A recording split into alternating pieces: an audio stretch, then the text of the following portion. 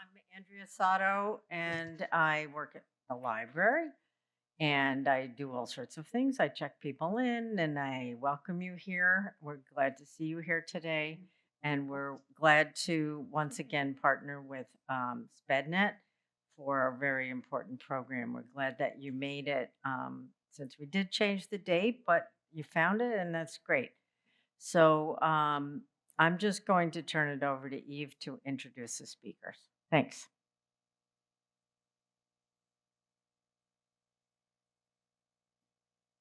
Thanks for coming, everybody. I think, Rob, did you want people to, if people want to move up closer, Yeah, you're that welcome would to be nice, you're welcome to do because that. we like the intimacy, so it's up to you. But if the people in the back can move up, And also, I think it's important to say that we're structuring this a little differently than you might be used to. We're not going to be lecturing with slides. This is going to be. oh wow, Oh. Can you hear me better now?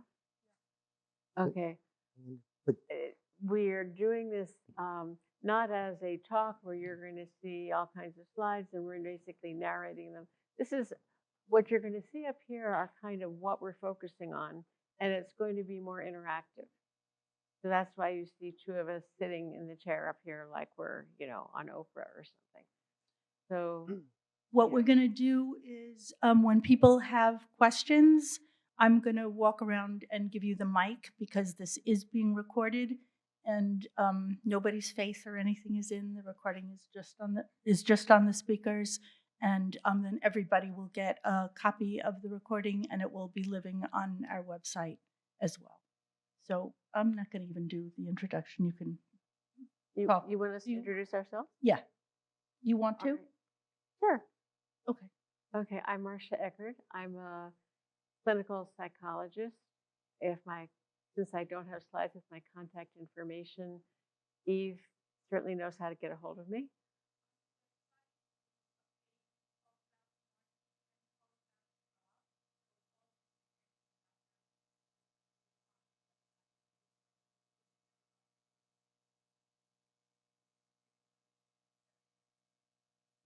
We are, or I'll talk about me, not about you.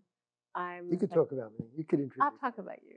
Okay. I'm Marcia Eckerd. I'm a psychologist. I've been doing this about 35 years. I stopped seeing past 35 because it just makes me too old. And I work primarily with people who are on the spectrum. I do a lot of diagnosing women who are on the spectrum at this point, but I've worked with kids for years and years. And I'm on the Connecticut Autism Advisory Council. I'm on the board of Autism Today. I do a lot of speaking. You can look on the page for all that stuff. And I'm really excited to be here with you because this is actually a really important topic that doesn't get addressed often enough. So you can introduce me. Oh, okay. This is Rob Bernstein. Rob wrote a wonderful book called Uniquely Normal. If you haven't read it, he comes at this from the point of view of education and cognition, and which is, I think, a critical approach because so often people address dealing with autistic kids from a very rote training model as opposed from a more organic model. So Rob really brings a unique perspective. He's also on boards, US Autism Association. We're both on Autism Today. Spoke, internationally. Again, you can look at the page, but we've both been doing this a long time. I'm excited to tell you that. Well, I want to make it clear that this is not a talk on intervening, particularly. However, the two of us have a contract with Jessica Kingsley Press to write a book on that. Small ad, so that we are. That's something that we can talk about, but we want to. But these things are simply to sort of focus us on what we're addressing. I'll say one more thing about us, that I've been interviewing the leaders in the autism field for a couple of years on this webinar that I'm doing for the US Autism Association. And I realized one thing about us is that we're on the front line. We are not full of theory, and we're not, we don't teach in a university. We're not academic scholars talking about theories. We're on the front line seeing people. We've seen thousands of people on the spectrum. So almost anything that you ask or that you're experiencing, we could refer to our experience to Right. give you our thoughts. So that's kind of where we're coming. Although I would say that, again, with Rob's webinar, and I just did a international conference where I had the privilege of interviewing experts in different aspects of autism from all over the world. I mean, autism and ADHD from Sweden, and autism and intense focus from Australia, and PDA from the UK. And so, we've had a lot of experience, not just our own, but also talking to other people. So to get started, I think before we talk about discussing autism with your child or the SIP, or Let's talk about the title. that's what I'm trying to do. Okay, go ahead. Sorry. So how do I help your child? We are co-authors and friends. Helping your child understand their autism, when and how to explain. By the end of this, we may be enemies, but the first thing we have to do is wrap our minds, our collective minds, around what is autism, because you can't explain it to anybody if you haven't kind of wrapped your mind around it yourself. And it would seem very weird to us to not mention that the very prominent figure, JFK Jr., has made very strong statements about what autism is. And as you know, the statements have been very extreme, and basically saying that not only do people who are on the spectrum have absolutely no future and absolutely no contribution to society, but also that they shouldn't exist. And that there are certainly parents of profoundly impacted kids who felt like he was the first one who was paying attention to their children.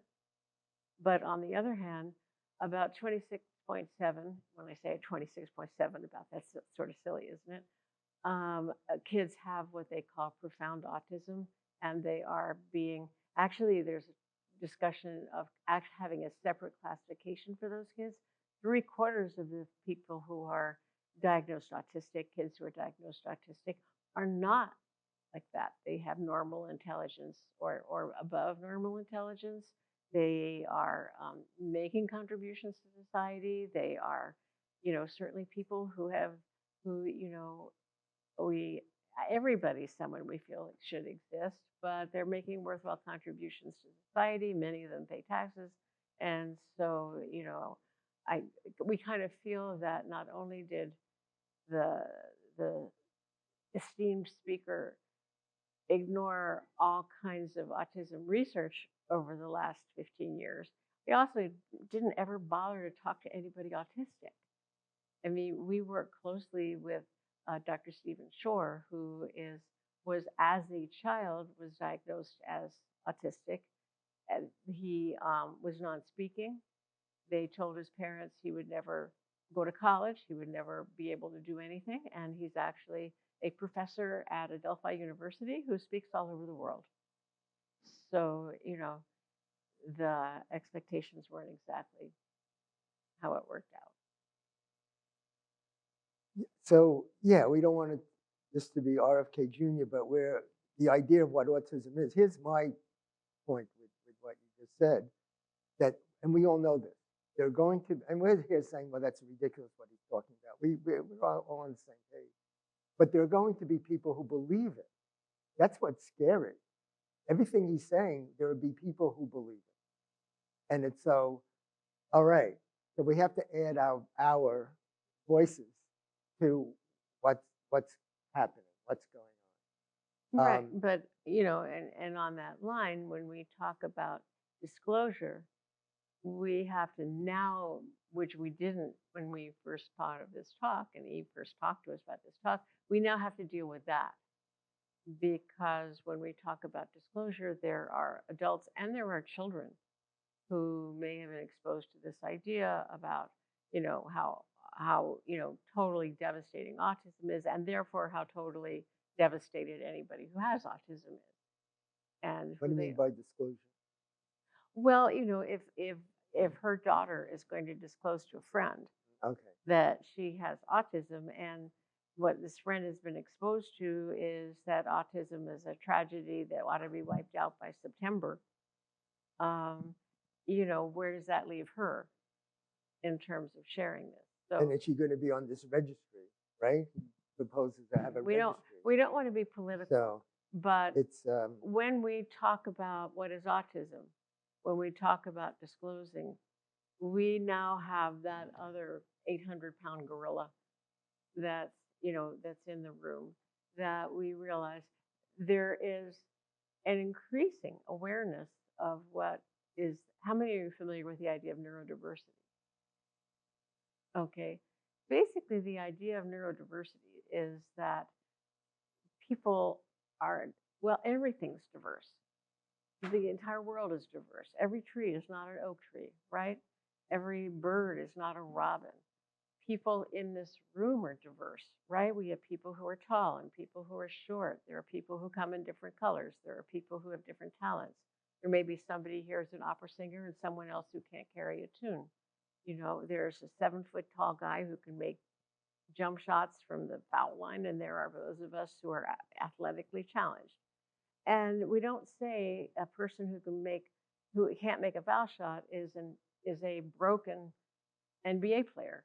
Okay, we don't say a person who is of color is a broken white person, right? So this idea that there can be different aspects of human nature that are diverse is something that makes more sense than not. And so the idea of neurodiversity is that there are different neurodevelopmental pathways. In the diagnosis, it originally says it's kind of more of a wrong neurodevelopmental pathway. And the idea of neurodiversity is that there are different neurodevelopmental pathways. I guess the idea is we want to present, to be clear with all of us, that we have that understanding of what autism is. I know everybody has that already, but now we have to pass that on to Right. kids, right? So, well, and I think what's important is that that doesn't mean that autism isn't a disability. Okay, autism is particularly a disability in an environment that's not designed for autistic people. So if I have had, people who said, I don't particularly have sensory issues. That's because they grew up in a house where everybody was quiet and everything was carpeted and nobody ever made any loud noise. And they didn't have a special interest because everybody in the family had a dictionary right next to the kitchen table. And anytime anybody used a word, everybody looked it up. And so that wasn't a special interest, that was normal. So, if you're in an environment that allows for autistic traits and that says, okay, you're upset, it's so cool to take a break, and is very accepting, that can be very different than if you're in an environment that expects you to conform to neurotypical expectations. So, some of the disability is, from having this kind of wiring one has, but a lot of it is also socially, in what kind of environment are you in, and what is the response to your needs in that environment. So, I mean, what does this go with anything you guys think, or does somebody have a particularly different idea? does anybody agree with it? Yeah. Go ahead.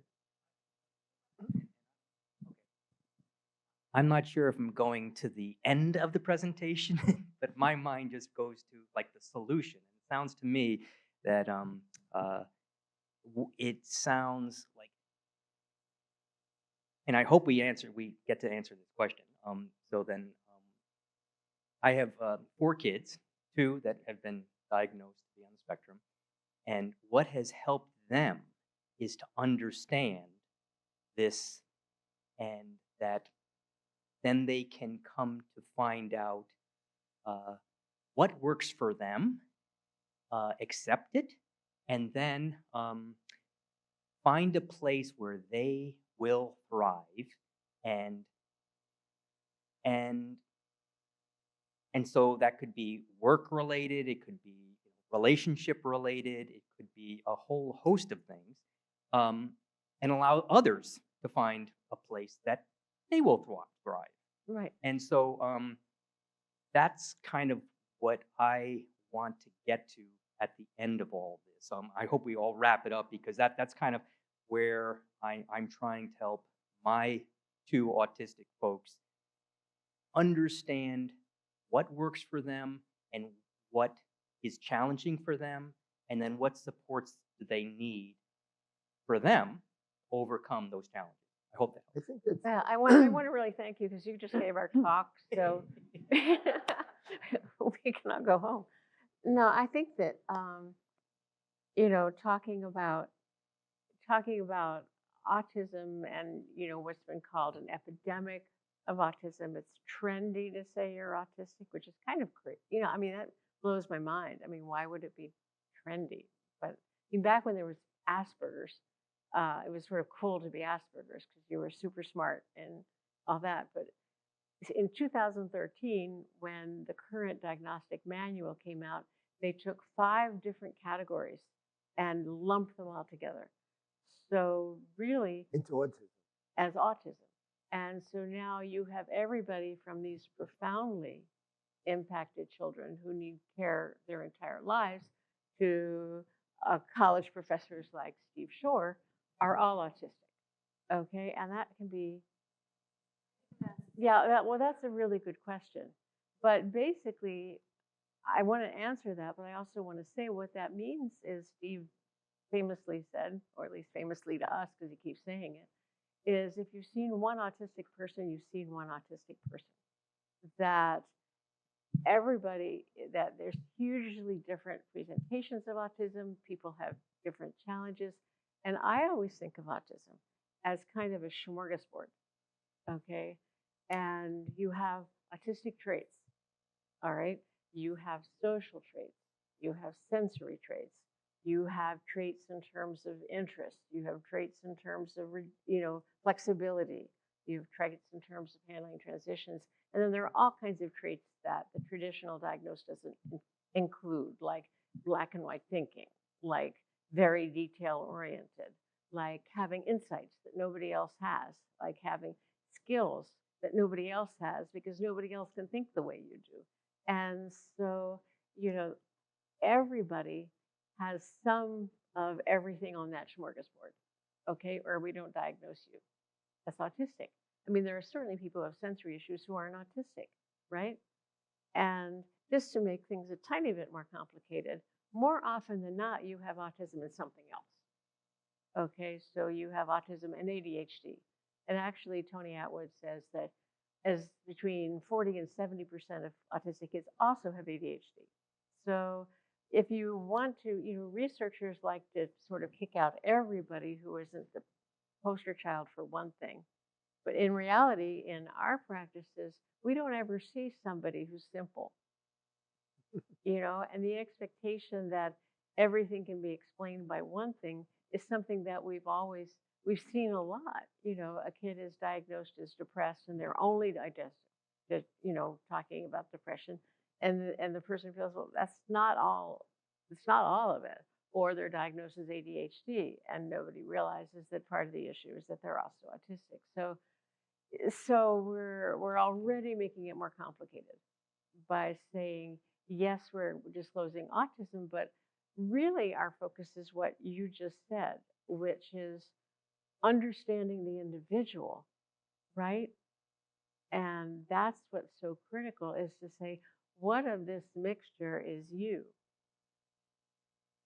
Yeah, I want to respond also to what you just said, which what you're saying is, I think of it as a precipitate. Do people know what a precipitate is? It's that you have a solution, you do all kinds of things, and then some substance just, precipitates or comes out of it, which is the result of all this whatever craziness or whatever you're doing. But what you said about that now, hey, your kids they're going on a good path. They know their strengths. They're acting with their strengths. So the question, the point of this talk, really, is how do we get there? We get there by when we speak to our kids about, hey, you have autism, is that we have to give them the positive, maybe only the positive, because we want that to be the precipitate. We want that to be the result. Right. And that's the whole point of, or one of the points of our talk today. Like, how do we get there? Now, if we asked you, if this was a private conversation or a webinar, having you on we could have a webinar afterwards. It's like, okay, I bet when your kids were 8 years old, it wasn't that easy, right? And you're shaking your head in agreement. So it's, so how do we get it? We all get what you're saying. Here's the issue, what was brought up with, I think you're one of the people here with their kids, is that now your kid has to get it. Now your kid, we talked to people earlier, one person said, how does my child tell others that I'm on the spectrum? Do I tell my boss? Do I tell my girlfriend? Do I, how do I? So when they're saying it, they have to have all this knowledge, which is what we want you to have, which is the first part of the talk, Right. like understanding autism. Like you're saying, well, I got that. No. We're saying that you have to understand it in such a way that your kid understands it. So when your kid gets questioned, oh, what does that mean? What you say you're on this, what does that mean? That the kid could say, hey, all that means is, right, that I need help. I need reminding before, I need to hear something 2 or 3 times. I need, whatever that kid needs. So that, I'm thinking of my kid, the hardest part of his job, one of his first jobs, was, because he was the first one in this corporation, was getting lunch for everybody. That was the hardest part of his job, to take orders, make sure he gets everybody, and get there. That was like impossible. Almost, that was, so yes, back then it would have been nice to say, let me prepare you for going into a court situation for, like real business type stuff. But that's, I'm not the best person for that job, and to advocate for himself. So I was there to help him through that. Yeah, there's a great video of Jon Stewart, who is not autistic, but Colbert asked him, what's your favorite sandwich? And John said, and I can't do Jon Stewart imitation, but John said, well, it depends on what you mean by sandwich. First of all, what kind of container are we talking about? Are we talking about a Portuguese roll? Are we talking about a wrap? Are we talking about a bun? Are we talking about whole wheat toast? And then you have to think, and he goes detail by detail by detail, and it depends on the condiments. And then, Colbert says, so would you like a Philly cheesecake? And John said, you're not getting it. And so, we have that kind of thinking coming into somebody asking a simple question. And I have so many of my autistic kids and young adults will say, why don't they say, how are you, if they don't want to know the answer? And, oh, can I share one personal thing? No, yes. I'm asking her permission. And this has to do with kind of what you're talking about. And I find this interesting. And people are going to have different views on it. And it's up to you and your kid, really. But I had open heart surgery, and I'm in the hospital and all that stuff, right? And then I had complications with my lung, right? And it was really interesting that they didn't want to tell me about these complications because it would cause more anxiety. They want to protect me, right? Right? You're right. And after days of this, I realized what was going on. I said, listen, for me, and this is just me, the more I know will bring less anxiety. I had to convince the doc that I want to know every detail of what's going on with my lungs, and now I could explain it well. And that gives me less anxiety. They're trying to protect me. It's totally analogous to what we're talking about here. You want to, what do you want to say? But it's, for me, I needed more information. And that, and so as you probably know, one of the things on the smorgasbord is being very detail oriented. And so if someone might ask, a question, or a young adult a question, and they give you every single detail. And, one of the things that I do is I would have something, and a kid in my board, I'm going to sit in front of me and say, okay, we're going to talk about this. I'm going to hand this to you. You can make 1 point. Okay. And then you hand it back to me.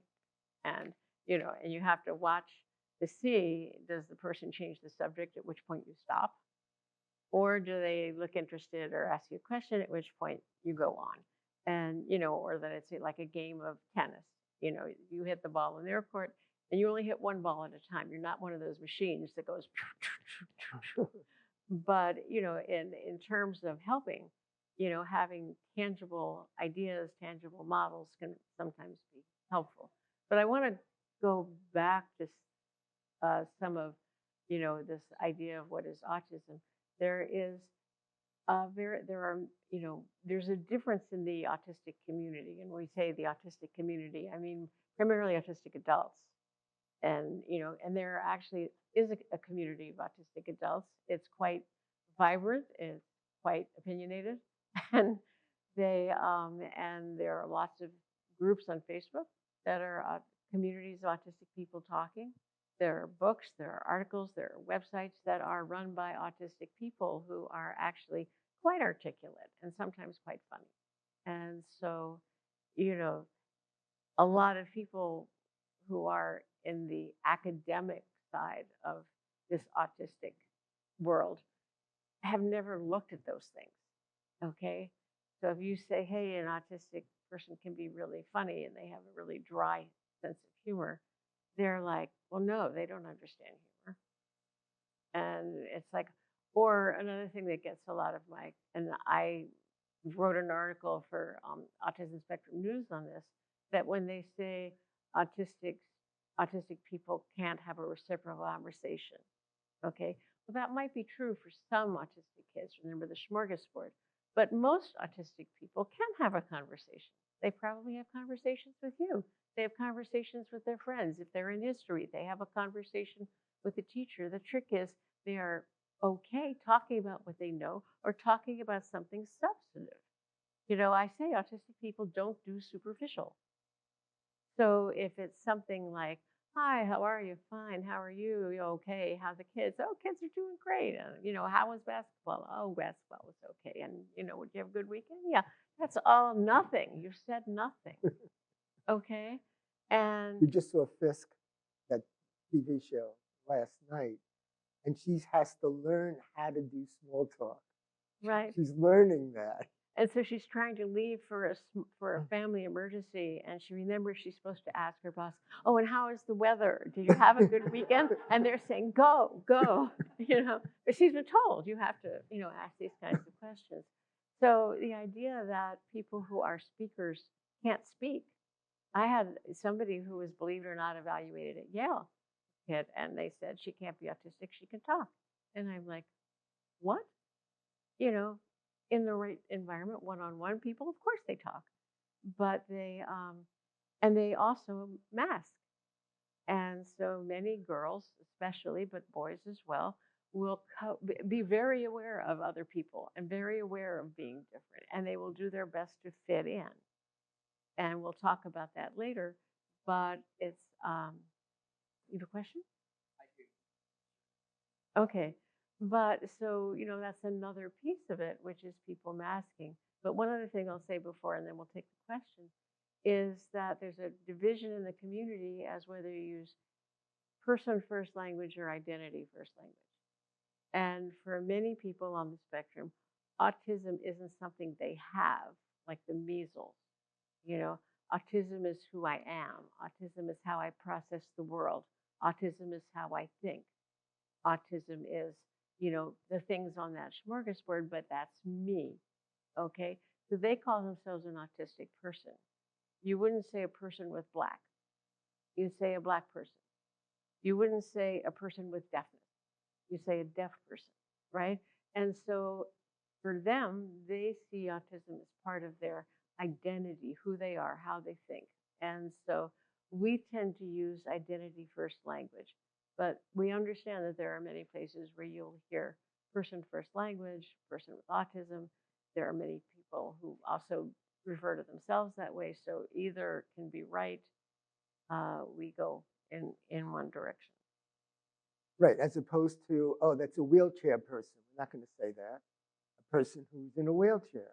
So that makes sense in that context, but not in the field. Right. Mostly.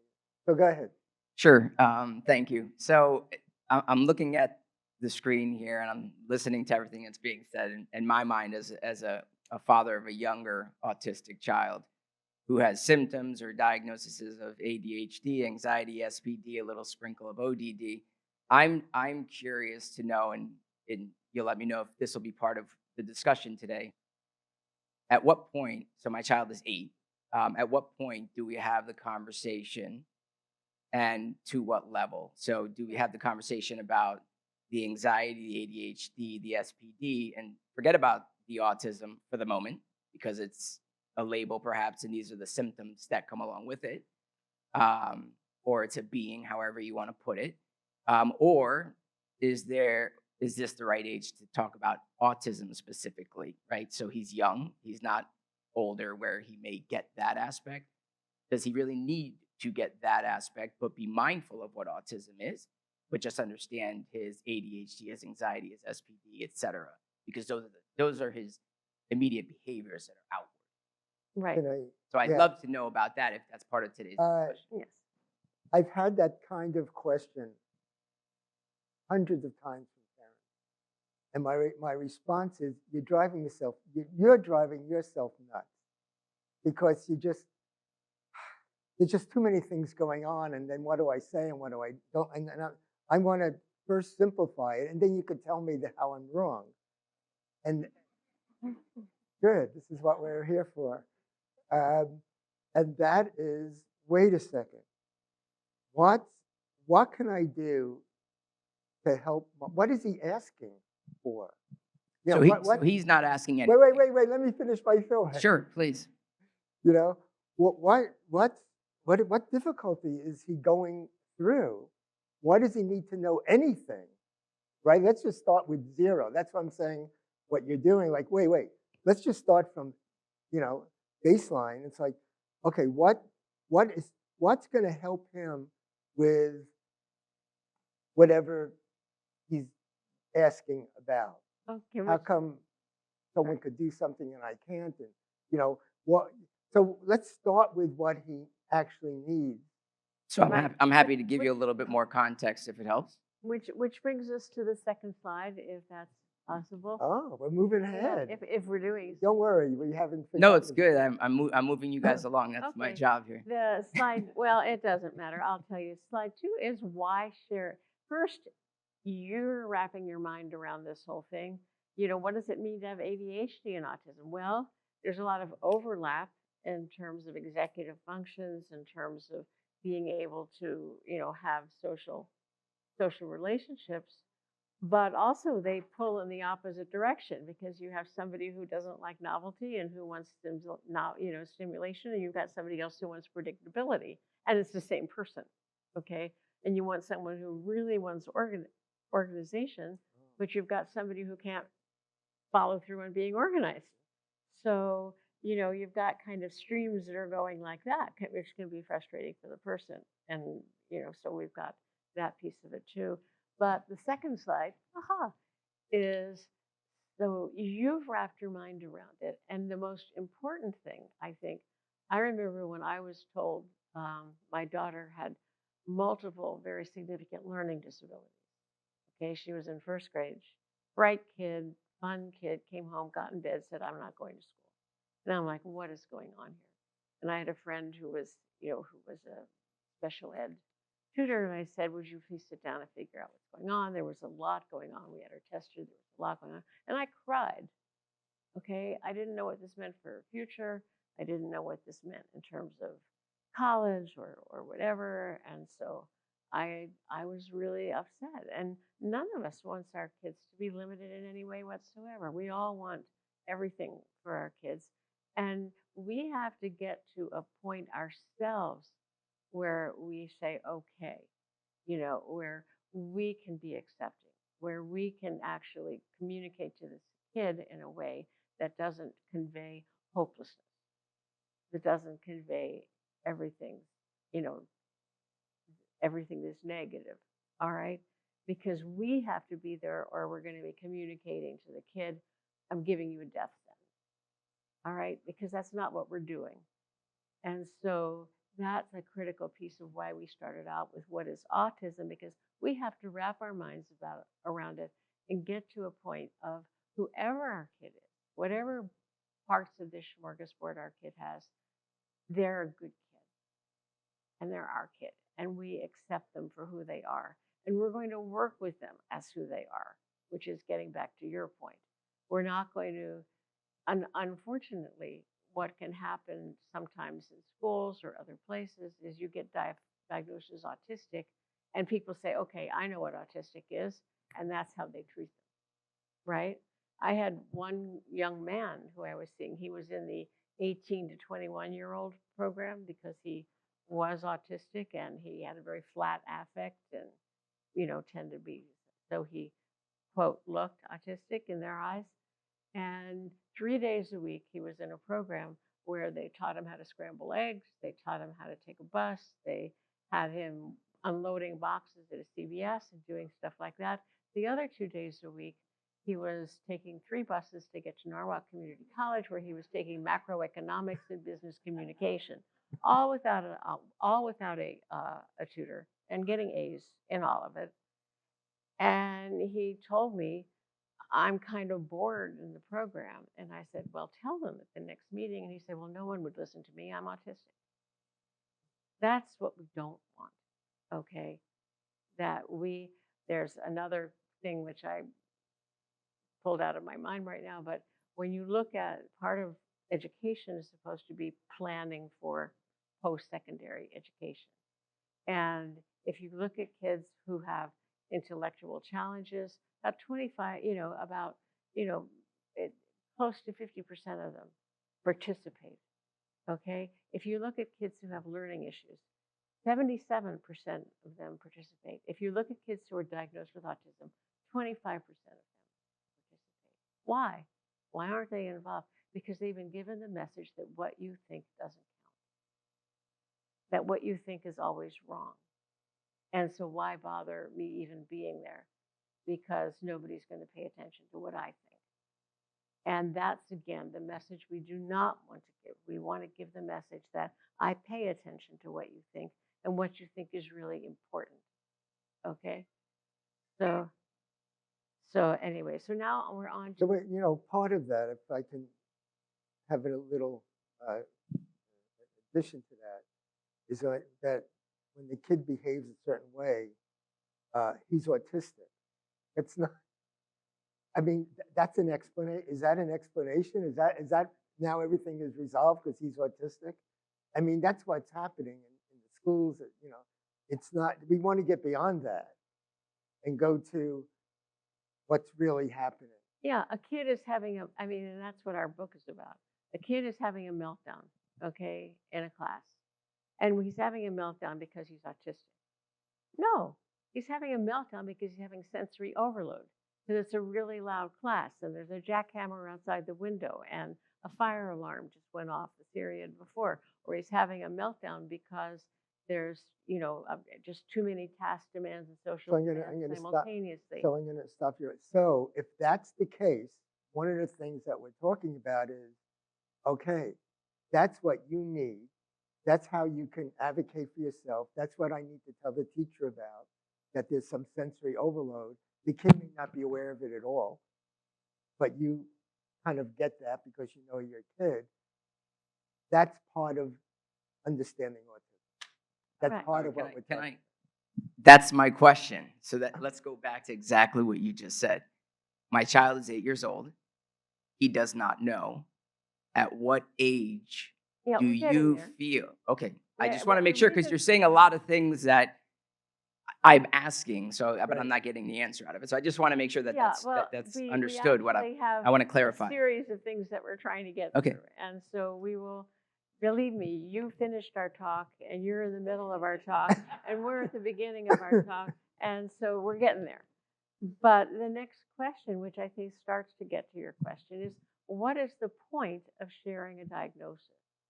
Okay. And I think that Rob started giving the answer to this, and we're all giving the answer to this, which is we want to give the diagnosis not to simply communicate a label, because we've just been through how the label really isn't that meaningful. Okay? What we want to do is help the child understand him, her, their, whatever pronouns you want to use. We want the kids to understand themselves. Okay? And so, what the purpose of sharing this is not to say, okay, you have a label and that's it. The purpose of sharing it is actually to empower the child. And the kids are generally, even your kid who hasn't asked any questions back there, may certainly be aware of being different. Okay, they're aware of differences. They may not, even be able to put their finger on what the difference is, because until somebody tested my eyes, I didn't know everybody didn't see like this. A kid doesn't know that everybody is perceiving sound in a different way, or that a kid is sensitive to texture in a different way. They may think that everybody has the same experience and they just all handle it better. Okay. And the problem is they're not trying hard enough. Or the problem is that everybody else got a manual and they didn't. Or the problem is that they are doing something wrong. And one of the purposes of sharing this is to do our best to short circuit this idea, that message that you could do better if you tried. You're not trying, you're not making an effort, or even you are morally deficient because you're not doing this way. And because that makes kids depressed, that makes kids anxious. And what we want to do is say, hey, this makes sense. You know what I mean?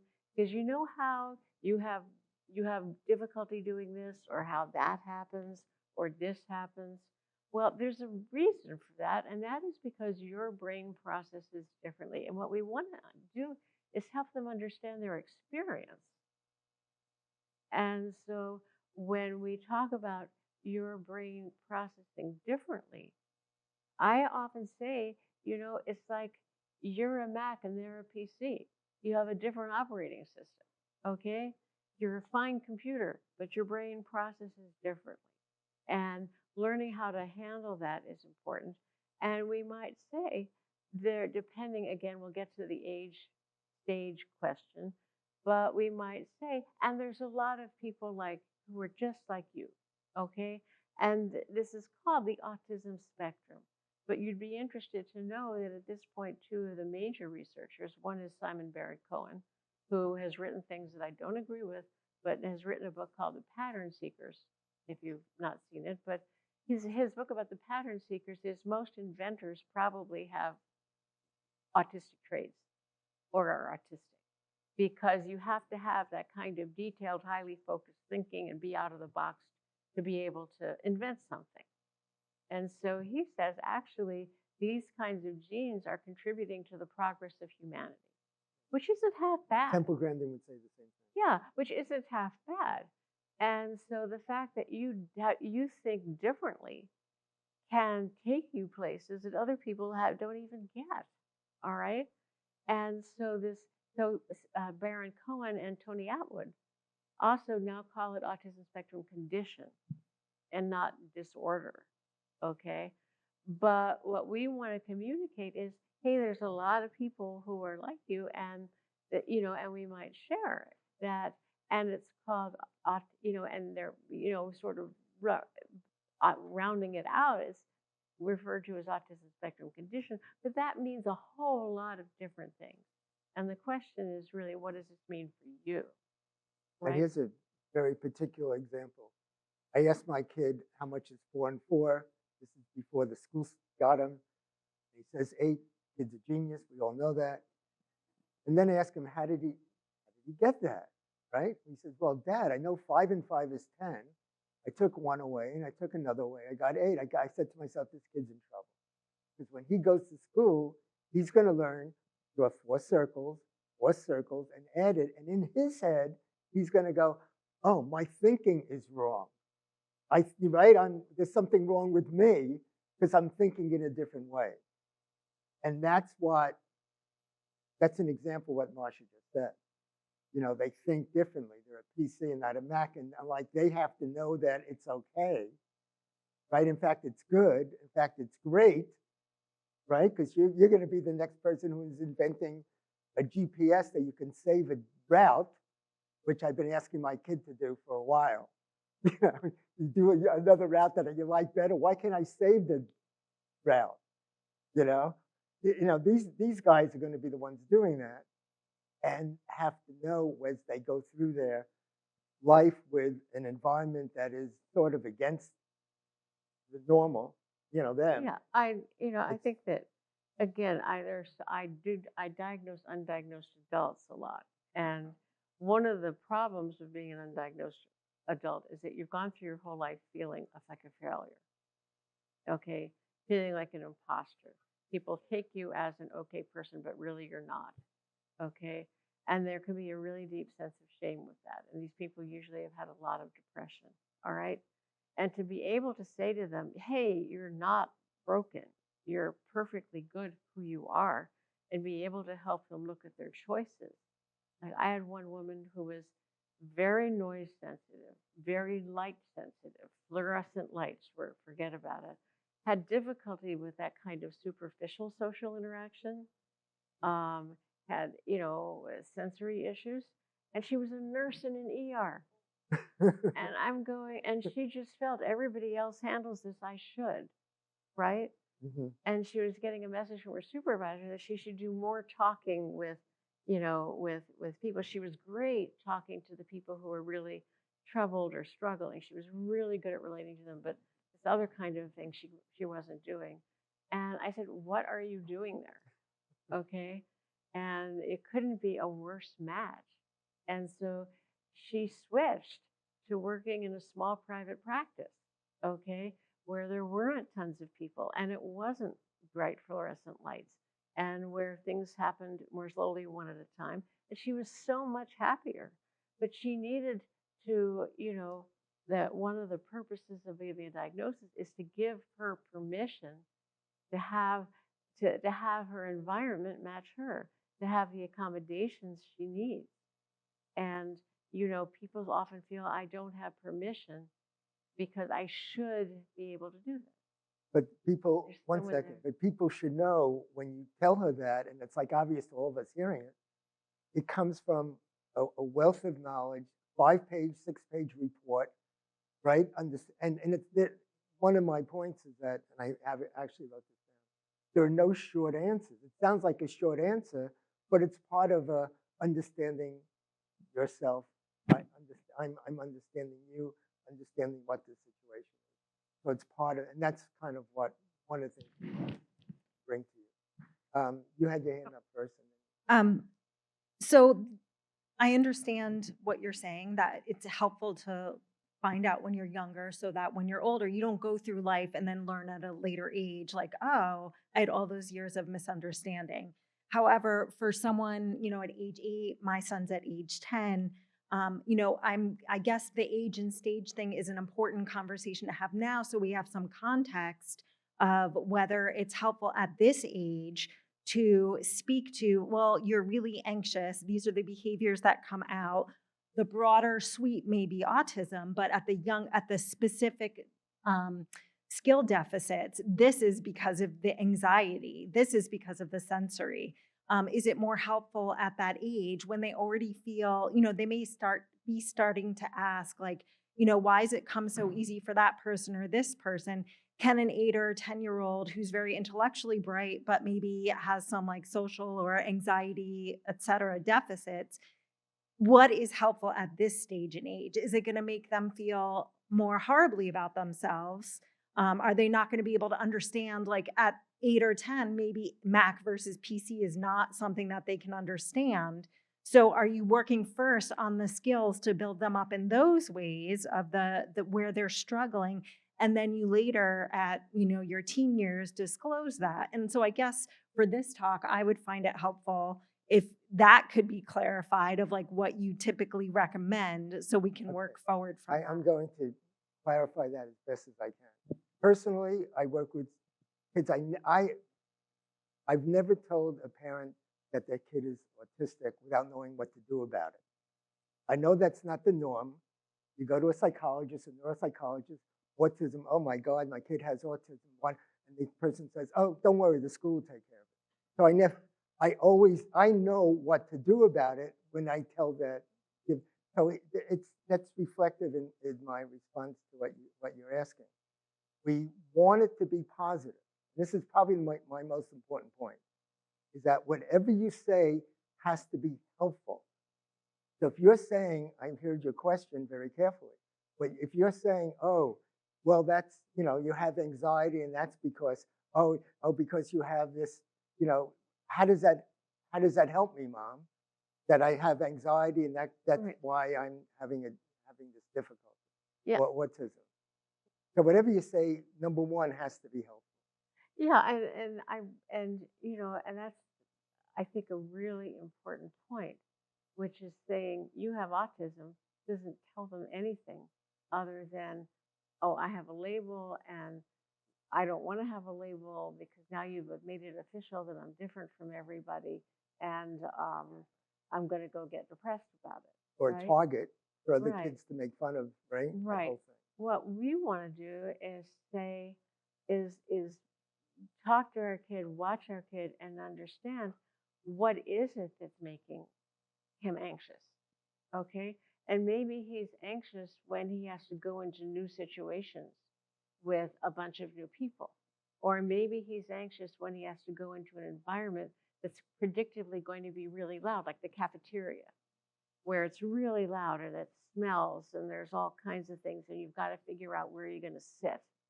Okay, or maybe, so we start from, let's figure out what's making you anxious. Okay, and let's understand it, because it's different if what's making him anxious is that, something's super loud, and or whether that's what's making him anxious is, that there's a whole lot of social demand in this particular class. Yeah. You need the mic. Oh, sorry. With that, so let's say the child does understand, like I have anxiety, and anxiety is super common. Mom has anxiety, and my friend Jen has anxiety. So if you can understand that, that's a very like fine label for them. They understand that most of the world has anxiety on some level, that it's a spectrum. No problems at school, more of anxiety around homework at home, that type of thing. Where, do you then so we're working with therapists, whatever, around the anxiety, but at what point do I need to disclose the bigger picture? Right, and I think that often kids, first of all, as a therapist, it's critical that therapists understand it. Okay, because you're not just talking about anxiety. You're talking about the why of anxiety. You're talking about the fact that the kid has social differences, or the kid has sensory differences, or the kid has some other differences. So your anxiety and my anxiety might be really different.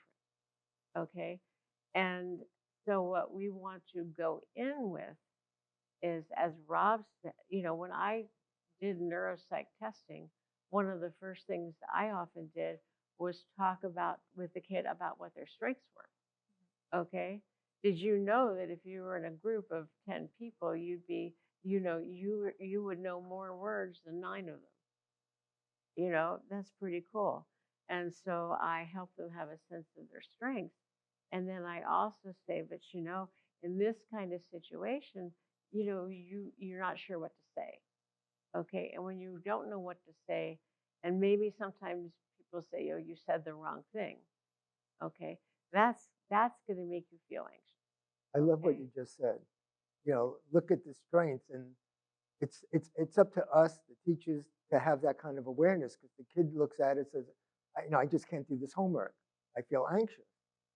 And like I'm thinking in my head, I said, all right, I know kids, and this is not uncommon, who could get a math problem in their heads because they do it in this way, and now they have to show their work, right? And that's torture, you know. So, so if we could bring that to this kid about homework, saying, you know what, you know, you do it a different way, you're going to put down the answers, and I'm going to tell the teacher, as a parent, say, hey, showing this and explain that, showing this, the kid gets it in a more sophisticated way than you're teaching it, that should be okay. And maybe we avoid the anxiety by this child, not doing it his way, or maybe he may find it interesting or intellectually challenging to do it the way the teacher wants, but he also knows that he's beyond that. Yeah, So I usually use. But that point that you're making, I want to emphasize that you're looking at the other side, the positive side, which is really critical. Yeah. With, for this balance, for this positive way of, working with. But I think that where the autism diagnosis comes in my mind, is the issue of normalizing as opposed to pathologizing, and saying a lot of kids experience it this way. A lot of kids have this same problem. But you can do that without using the autism label. So at Well, what age and stage? So let's say, they're in ABA, they are able to, they're breaking down the anxiety piece to looking at what it is. So at what point do you give the larger picture? At what age is it really appropriate? And at what age can developmentally someone really understand the Mac versus the PC? Well, I think that, getting to that point is from going back to where we started, which is there's no simple answers, because a lot depends on your child and your child's capacity for understanding, and what is, in terms of both thinking and in language, where is your child at developmentally? Because if your child's at an age where they're very concrete, okay, and giving them an abstraction is not going to be that helpful. And they need to know, look, it's the reason that you're having with homework, okay, is because of the task, because she said you have to show your work and I can't show my work. Or maybe the reason they're having trouble with homework is that they've been working so hard all day to fit in that they come home and they are fried. And the last thing they can do is anything else. Kids and adults come home and they just need to go be quiet, or they need to go be in their comfort zone because they are fried for making all this effort all day. Okay. And so we need to understand and help the kid understand, what is it about what's going on that is so difficult for you. And then if the kid is at an age where abstraction can help, which depends, there can be a 10-year-old who can't get this, and there can be an 8-year-old who can. And a lot of the people who, are like you, they also have these other things that are just like you. And this is what's called the autism spectrum. But I would also introduce some of the positive stuff on the autism spectrum, which is, hey, there's a lot, and depending on the age, who we talk about, but there's a lot of people who are really famous who are on the autism spectrum. You know, Sir Anthony Hopkins is on the autism spectrum. Bill Murray is on the autism spectrum. He was actually an autistic kid. He he had a special interest in police, and he actually went around and he carried a police badge with him everywhere he went. And he was also really interested in his special interest was the supernatural. Okay, and he grew up and he wrote Ghostbusters. All right. And he's not a very public person. He tends to show up for shoots the day of the shoot. He doesn't go and hang out with everybody beforehand. Okay. When Lost in Translation, they were worried that he was going to show up. But, we want them to understand that when we talk about this, that there are people who do okay who have this, but they're operating on this different operating system. So lastly, along those lines, if you have any resources as part of today that you could share with, video clips or a reference, like my kid won't get Bill Murray or Sir Anthony Hopkins, but if you have more relatable stuff for kids or sound bites that are helpful that you give to parents, like in helping parents disclose it and have that conversation, that would be really helpful. Yeah, there's a lot of resources out there. And, I was thinking about it, and the Jessica Kingsley website, they have an entire part of what they do on autism. And there's tons of books on there. Okay. There's videos, and Neuroclastic, NEUROCLASTI, LSTIC. Neuroclastic is a website made by autistic people, actually incredibly smart autistic people. They have a whole section of social stories from the autistic kid's point of view. Okay, the looking at there's a lot out there that if you Google or you go to a site like Neuroclastic, there's Autism Parents Magazine.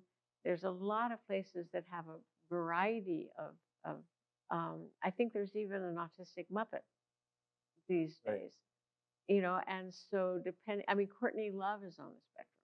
All right. I'm sure there are more recent, huh? Yeah. Well, I'm sorry. I'm really old. So the people I Okay. relate to are Bill old. Gates is on the spectrum. Okay. The guy who made Supposedly. Pokemon is on the spectrum. Okay. The guy who else could create an entire so detailed a world, really, than somebody on the spectrum. Okay. And it's a special interest. So we really went at it. How many people are running around playing Pokemon Go? Okay. And so the idea that your ability to think in detail and your ability to do all of these things, hey, that's like this guy who made Pokemon. Your little kid will know who Pokemon is, right? And he thought of a zillion characters and a zillion strengths and a zillion things. And that's because he thinks the way you do. All right. But he probably has the same issue you do in terms of he comes out of a day where he has to talk to a lot of people and he's fried. Or he has, and so we introduce it in terms of, there's a whole bunch of characteristics of someone who's like you, but that doesn't mean that person can't be So just okay. one thought about this, and then a couple of people had their hands up. The kid was social media kind of maybe not a genius, but really exceptional, beyond what he's being taught. So I had people in India, who's the center of social media and internet stuff, come into the classroom on Zoom for a period of time twice a week with this kid, and maybe one other kid was interested in. So he got what he needed. It's not enough to know that you're different. We're going to encourage that difference and find somebody who is an expert on Hittites or whatever the kid's interested in, coming into the classroom and make that part of the school day. But I know, did you want to hop in? I know you had your hand up. Well, I first. want to hop in before we go to someone else and just say that. Yes. Just as an example, Rob has a kid who is on the spectrum who they put in special ed. or they put him in a sort of separate school with, and the school has no English. All right, after all, these kids don't speak, right? Or they communicate. And this kid, hates school and was, kind of running away and doing all kinds of stuff like that. And nobody really bothered to find out that this kid wrote music. Okay, not only does he write music and the lyrics to his music, he's on Spotify. He has a following. All right. And, you could go with writing lyrics. Okay. And how do you write your lyrics, and and what kind of lyrics does he write, and get into English, right? And so so using a kid's strengths to get into things and not ignoring that because the kid's on the spectrum is so important. So, giving the kids what we're talking about is that what we're trying to connect with is what's the kid's experience. You know, autism might mean one thing for one person and another thing for another person because of all of these differences. And so what we want to say is, look, this is, let's understand you. And one of the things that I've experienced is that throughout life, there are aha moments. Oh, I mean, I've had couples, okay, where they have this fight where the neurotypical partner says something and then the neurodivergent people respond, and the neurotypical says, that's not what I meant. And the other one says, well, that's what you said. Okay. And I took it very literally, but he said, but yeah, but I didn't really mean that. But, why would you have said it if you didn't mean it? Ever imagine this argument going down the road? And so helping our autistic kid understand that, yeah, that so-and-so said something very literally, but neurotypicals are sloppy. They don't always mean what they say. And, that makes them really hard to understand sometimes because and again, we're talking about help, sort of getting a little into what we do. One of the things that we want to help them do is process, right? So how do you understand when it is that somebody says something that they don't really mean? Okay, is there a way you can tell? Sometimes yes, sometimes no. You know what I mean? And sometimes we have to look at the follow-up of what happens to be able to figure it out. Sometimes we have to use the history. Too often our autistic kids keep going back to the same person who, did something mean or was excluding them or whatever, but they keep going back to the same person and saying, hey, what do we know about this person? What do we know about how they act? Well, we know that sometimes they're nice and sometimes they're not nice. Well, is there anybody who's nice most of the time? And we talk about, the specifics. We help them process, what is going on here. And we kind of teach them the questions to ask. Right. Like, what do I know about this person? What's my experience with this person been? Do you see what I mean? And so we're kind of teaching them questions to ask. And so that they in time can do some of this processing themselves. And I had a 16-year-old who was with a bunch of kids, and he knew he was, he tended to be focused on what he was doing, and he tended not to see the big picture, because that's a piece of it, is that you focus on the specific and not see the big picture. And so he was with his friends in the park on their bikes, and there was some interesting guy to him who was sitting there, and he starts talking to the guy, and he keeps going, and he's really interested, and he looks up, and all of his friends have left. And it's 45 minutes later, by the way, and so he's really pissed off at all his friends. Okay, and he comes in to see me, and I said, well, why do you think they left? And he said, well, they usually are pretty nice. Do you think maybe it's because I was somewhere else talking to somebody for 45 minutes? And I went, well, that's a pretty good possibility. And so he's learned, some of the questions to ask that look at his part. Do you know what I mean? But this isn't something you can just say, okay, do it. This is something that comes out of a long period of time of helping them learn what questions to ask. In terms of the work situation, one of the hardest things is office politics. Okay, that's really hard to understand. That you have to do something. You're supposed to schmooze with the right guy. You're supposed to understand that life is not a meritocracy, and the smart person who's smartest is not necessarily running the place.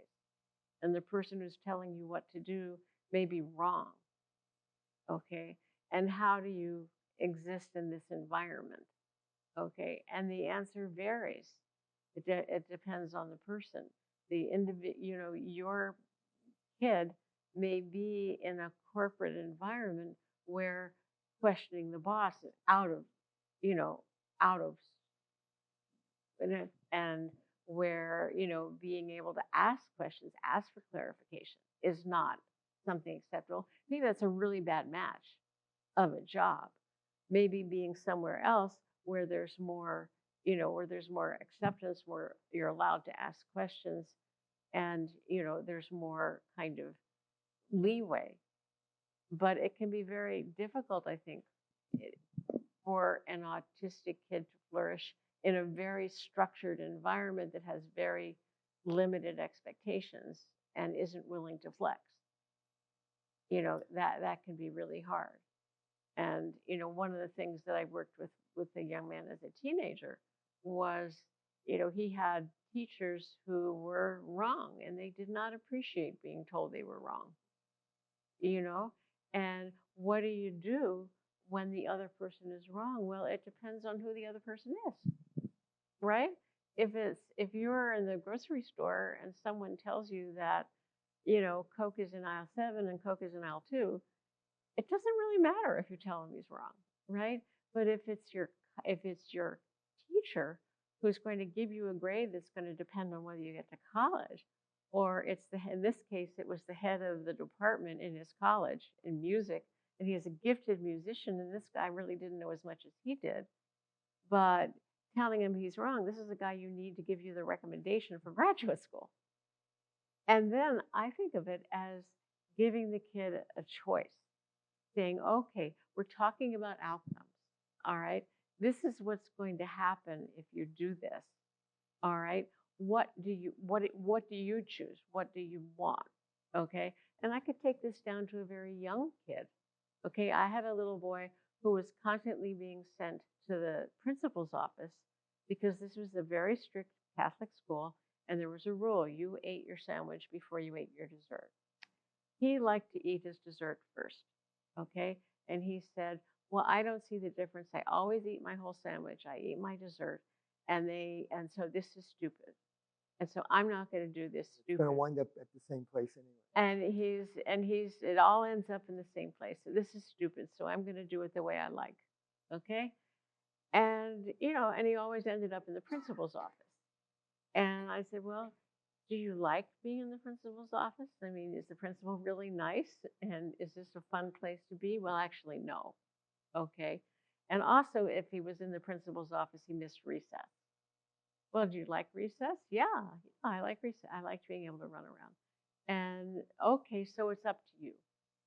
I agree. And this is where, if you haven't seen Ross Green is collaborative problem solving, works for all ages. The first thing is you validate. You say, you're absolutely right. It's a stupid role. Okay. But, is there any reason we can think of why they might have that role? Well, there are some kids who eat their dessert and don't eat their sandwich. So these kids have a really strong idea of fair. Would it be fair to have one set of rules for some kids and one set of rules for other kids? Well, no, that probably wouldn't be fair. So it's up to you. Do you want to do this stupid rule and spend your recess in the principal's office, or do you want to do something stupid, but it's a rule for everybody? And so he decided to have recess. But he might also make the decision of absolutely no, I'm going to go to the principal's office. And, it's like, okay, you're making, that's the outcome.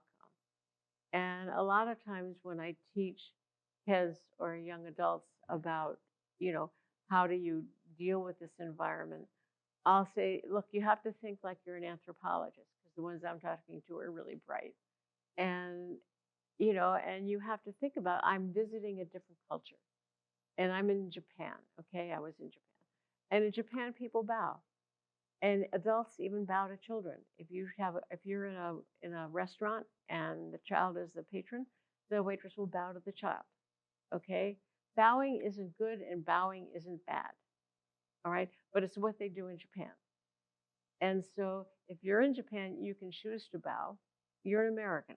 You can choose to bow or you can choose not to bow. You know, it depends on the message you want to send. And so thinking of it as cultural differences, because if you think about it, you know, if you're dealing with a kid, different contexts have very different rules, right? So that if I had this one kid and he was on a basketball team, and he was a hugger. Well, there are certain places where hugging is okay. And then there are certain places where there's different ways of expressing liking somebody. And what are different ways of expressing liking somebody? Well, why don't we watch? Okay, so we watch. And in class, the person shows they like somebody by saying hi or by saying something. On the basketball team, they do high five. At that time, they did high fives, or you kind of slap somebody on the shoulder or on the back. You know, you didn't say anything, you did something. And so there are different contexts. And so you do have to be an anthropologist. You do have to think about, you have to listen and you have to watch and you have to see.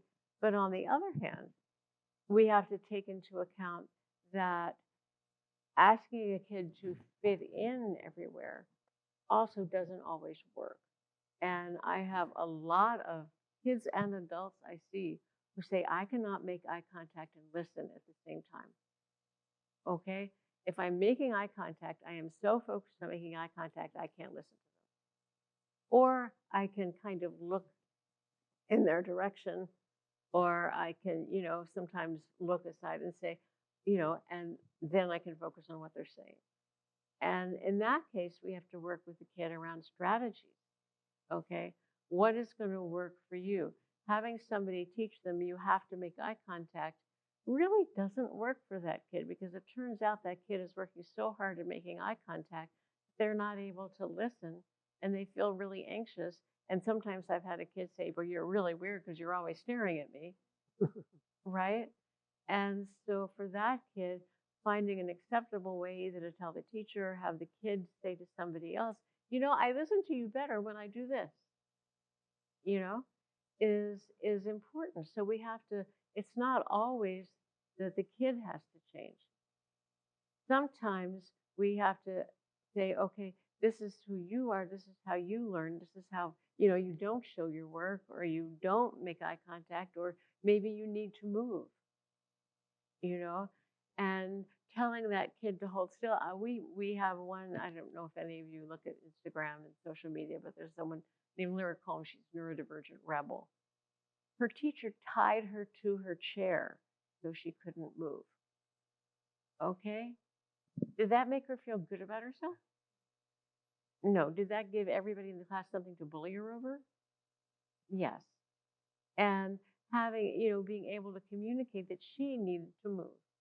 And we've also talked to kids whose teachers really got it and let them be in the back of the room by consensus, not because they were pushed back there or isolated, but there was a problem solving, saying, how can we do it so that you can move and not disrupt the class? And the kid who was in the back, she could sit on her desk, she could walk around her desk, she could do what she needed to do and be listening, because if she wasn't moving, she was focused so hard on not moving, she couldn't learn. And what being in class is about is learning. So it's not always telling the kid you can't be you, you can't do what you need, especially if there's a point to where you're being. Sometimes we have to find ways to make what they need work, or who they are work, and be possible, and say, it's okay if, you know, you, whatever works best for you for listening. And as far as job situations go, if you Google autism, Americans with Disabilities Act, there is a long list of accommodations that people with autism are allowed to have and encouraged to have. And it's the federal law that you can't have discrimination based on having a disability. And they can ask for flexible time schedules. They can ask for breaks. They can ask for a mentor who gives them very clear directions. There's all kinds of things. Unfortunately, the ADA should apply to schools, but it doesn't. Okay, and so helping our kids find ways of doing things, and sometimes those ways aren't great. It might be the only alternative to a really noisy cafeteria is eating in the social worker's office. Well, why should I have to go to the social worker just because I want to eat somewhere quiet? You know what I mean? And you're not allowed to eat in the library. So trying to problem solve, you're sort of stuck dealing with what's there. But, it's not always, well, you have to go to the cafeteria because everybody goes to the cafeteria, but then I can't eat because it's so loud that I can't do anything but just try to hold still. But we figured that out with trains. There are quiet cars. So I think you had the next question.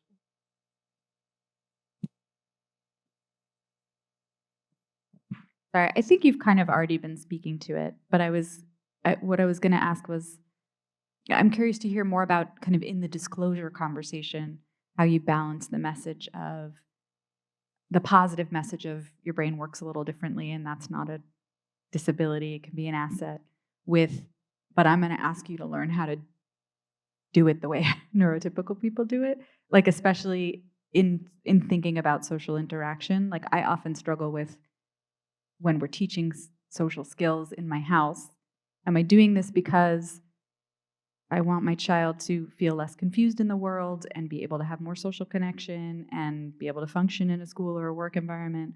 Or am I just asking them to learn how to mask because I'm embarrassed that they're doing some behavior that other people are going to perceive as rude? And sort of how to balance that message of like, in this situation, it's important to know how most people are expecting you to do it and try and do it that way versus letting, especially with a little girl, thinking about not Right. just You're bringing making it her up. learn to Yeah, mask. I mean, you're asking the $60,000 question, which is what is the balance between authenticity and fitting in, right? And I think that is a really important question because there is a lot of research that shows that masking is associated with depression.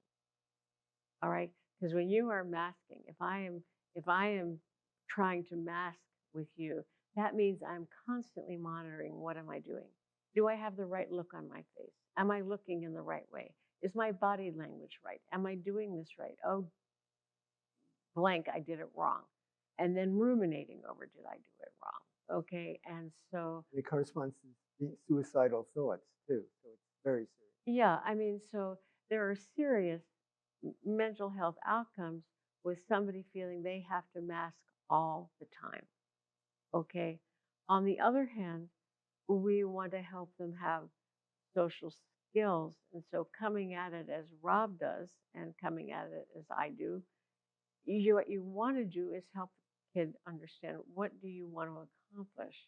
Okay, well, I want to have a friend. Okay, then how, being you, do we best do, being a friend? I had a guy that I evaluated, and he was, in his 50s, and he was a CEO, and he still didn't get with his family that when you walked into a room, you said hi, and when you walked out, you said bye.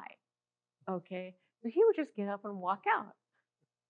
And so understanding that there are certain basic things like, saying hi when people say hi to you, or, saying when you're going to leave and stuff like that, we certainly want them to understand that. But there are some programs that I'm not thrilled with where you're supposed to say, hello, introduce yourself, and ask 3 questions on topic. Right. Okay. Well, that doesn't work for everybody, and it doesn't work for every situation. And I once had a girl, and that was her behavior plan. She was supposed to ask 3 questions on topic. And she said, these are the kids who bully me all the time. Why would I want to ask them 3 questions on a topic when I know what they're going to do is be mean to me? Which is a very good question, right? So what we're trying to do is something really hard that there isn't a clear answer to, which is how do we find a balance between the child being able to be authentic and fitting in the sense of being able to accomplish what they want to accomplish. You know, maybe a kid doesn't want to interact all the time because they have to recover from all the interaction they're doing. In which case, how do you take a break that's socially acceptable? So what you said was extremely important, I think. And what I'm talking about is how others see you.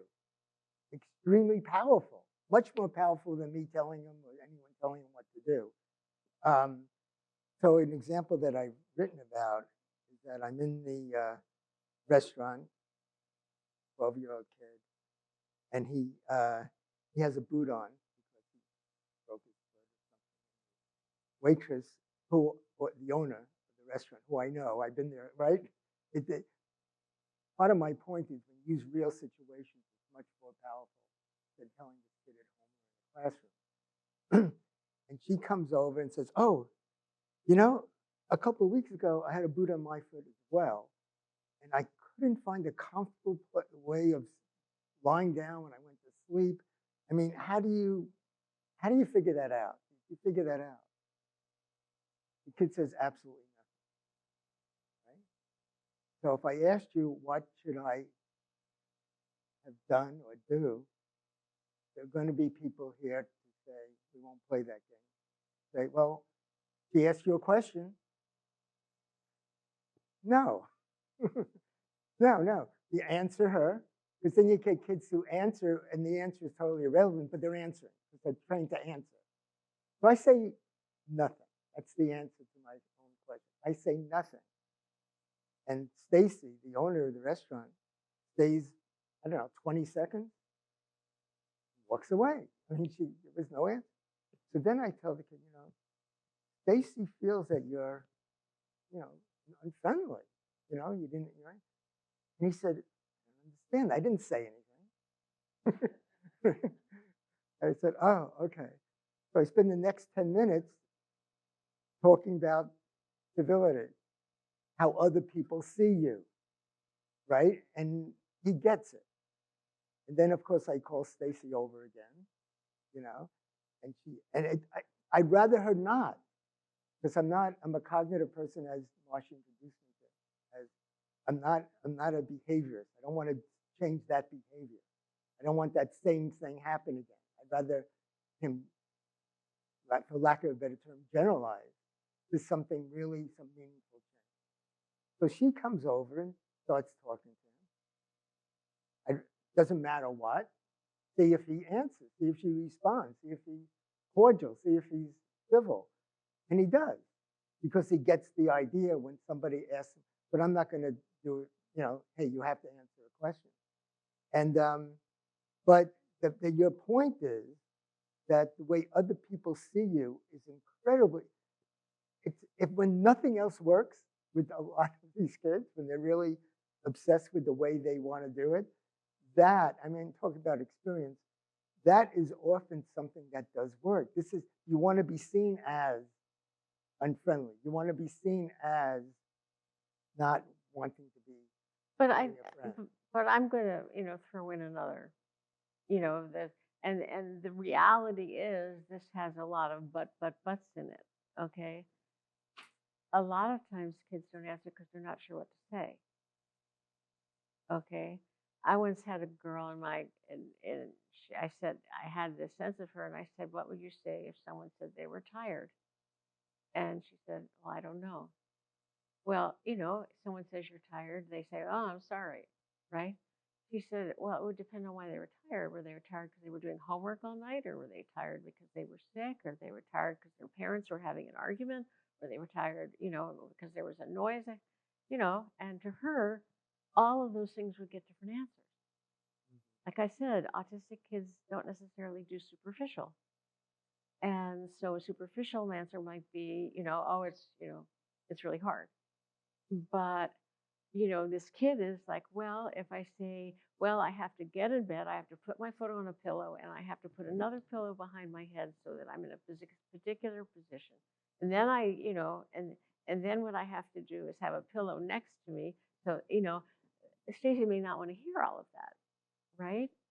On the other hand, It may be that the kid is a slow responder, because that's true for some of our kids, where they really think through the question, and by the time they've come up with an answer, the other person has left or moved on. Can we say something fast? Well, I haven't found that works really well. You know what I mean? And so you've got a kid where they may be struggling with, well, what do they want? You know, does she really want to know how I lay in bed with my boot on, or not? And and I'm thinking about it, and Rob's impatient with me because I haven't said anything, but I'm still thinking about it. Do you know what I mean? So we have to understand what is going on for her. Is she worried about saying the wrong thing, or is she, just taking time, or what's the issue? And how do we help her communicate? And so maybe if she's someone who takes time, we say, I need a minute to think about that, how to explain that, and we have a kind of strategy. A lot of it, speaking to the gentleman in the back, is coming up with strategies specific to the kid and specific to the situations, so that if your kid is a kid who takes time to be able to come up with the answer they want, but it's going to be a really good answer, how can they say, I need a minute to think about that. Can you come back to me, or whatever? I have one guy that I saw, he's an adult and he's an IT expert, and he is the expert of the thing, but he couldn't write an email, okay, without worrying that it wasn't perfect, okay? And what we came up with is that we had like all these formatted, he got asked the same questions over and over again, okay? So we basically created a whole bunch of kind of like template emails. And depending on what the question is, he would paste in, that's a really important question. I'm doing something important, but I'll get to that in a couple, I'll get to that later. And he just pasted that in. You know what I mean? And so the two of us brainstormed, what kinds of questions did he get? What kind of template emails could we have? And for now, he doesn't have to take, 45 minutes to think of an email. He just pastes one in, sends it off. The other person's happy. So, it's a complex question. And the question is, what works for her? Do you see what I mean? If you're saying, I had one kid who was very, very detailed. And if you asked him, in testing, there's this thing called a TAT card, okay? And you show a picture and they tell a story. And there's one that looks like a little boy with a violin. And most people say, oh, it's Jack. He got a violin for his birthday. He really didn't want a violin. He's not sure how to tell his parents, so he's looking sad. And this kid said, well, this kid's name is Jeremy. And Jeremy is sitting in the attic of his house. It's a 3-story house. And, and so the attic is a place that he goes when he wants to be alone. And it's nighttime because it's dark, but it's raining out. And, 5 minutes later, he's told the whole story about the kid not wanting to say something. And flash forward ahead. And so when I gave him vocabulary, I had to get him talk his way all around the word, but then he gave me a 2-point response. Now, if I had cut him off right at the way, I would never know that he knew the 2-point response, okay? But he was very good. So flash forward a number of years, I get a call from his tutor at Brown University.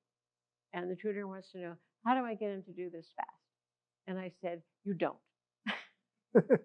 Okay, that he has his way of learning, and this is his way of learning, and he ends up in a great place, or he wouldn't be at Brown. But you have to let him do it his way.